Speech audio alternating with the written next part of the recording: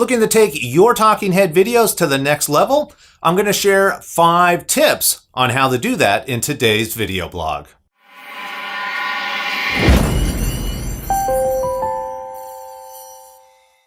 Hi there, internet fans. Ryan Perry here, and in today's video blog, I want to share 5 tips to take your talking head videos to the next level.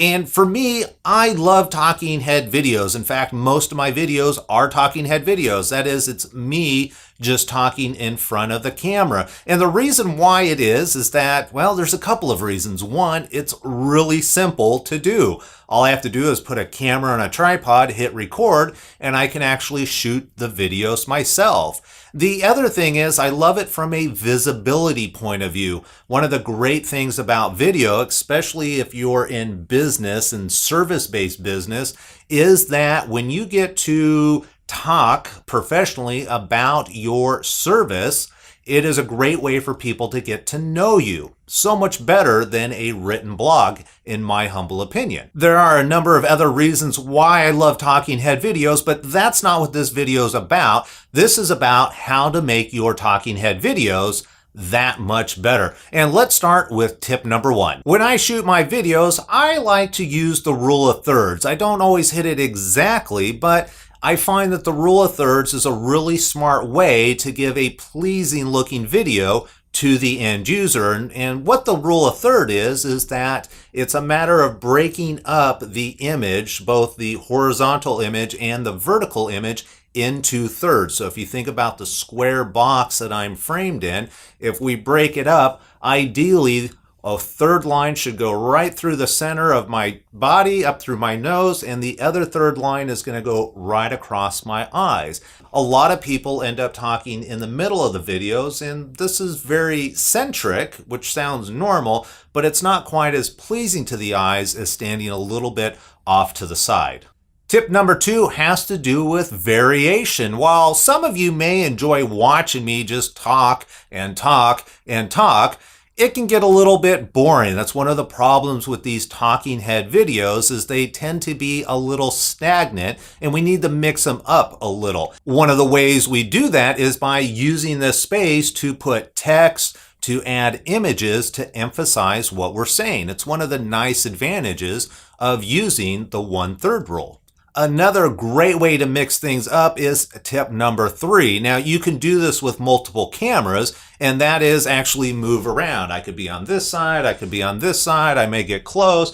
Maybe I'm looking over here to another camera and you get a B shot. All that sounds really complicated. Instead, what I recommend doing is in post-production, when you go to edit the video, is simply create a digital cut. So here's an example of where I'm at now, digital cut, and here I am. I haven't actually moved, but digitally through the program, I've zoomed in on myself, and this creates a variance. So every couple of minutes, 30 seconds, a minute, it doesn't need to be exactly at a specific time. You just make that digital cut and move forwards and backwards. The other great thing about digital cuts is a lot of times we mess up or we have to look at notes. I don't shoot these videos all in one take. It would be great if I did, but the reality is I don't. I use these digital cuts to remove the ums, the ands, the pauses, the places where I need to go look at notes. Tip number 4 has to do with lighting or the lack of lighting. Lighting is really important for your videos. A little bit of light is going to make your videos look that much better, but even more lighting is going to make it look perfect. When it comes to lighting, there's a couple of tricks that you can use. One is using natural light. One of the problems with natural light is that it changes values throughout the day, or if the clouds move in, you can lose natural light. That's one of the disadvantages. Additionally, natural light, when the sun's at the peak, can be very, very harsh. It's very bright. It casts these really strong shadows, and on video, that doesn't look very good. So you always want to diffuse natural light as much as possible. There's 2 typical ways that you can do that. One is shoot in the shade. That way you have all this ambient light around you, but it's not falling directly on your subject. The other option is to use a sheer cloth, typically white, to diffuse that light. And it's something you can place over a window in order to give you a very soft look.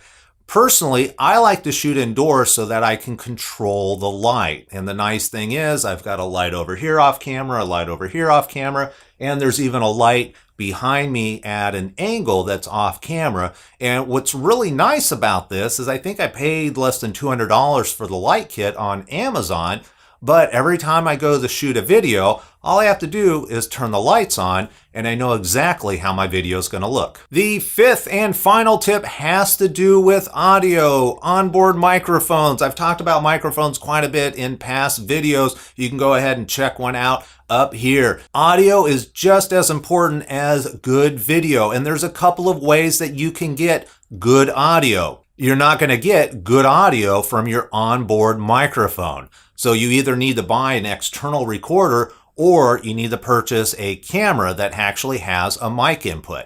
Well, you can get a microphone like this Rode stereo mic that actually mounts to the top of your camera.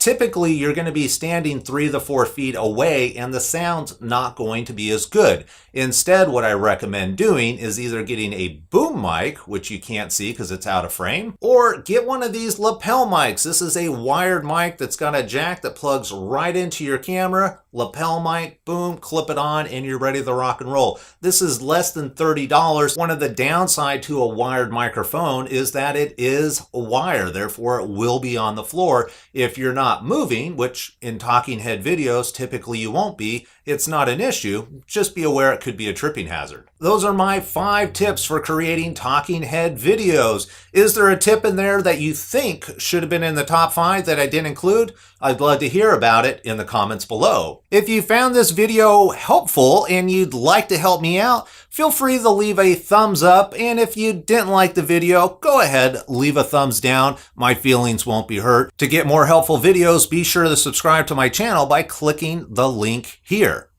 And I think that's it, but I got 20 seconds for this end card and we'll just wait.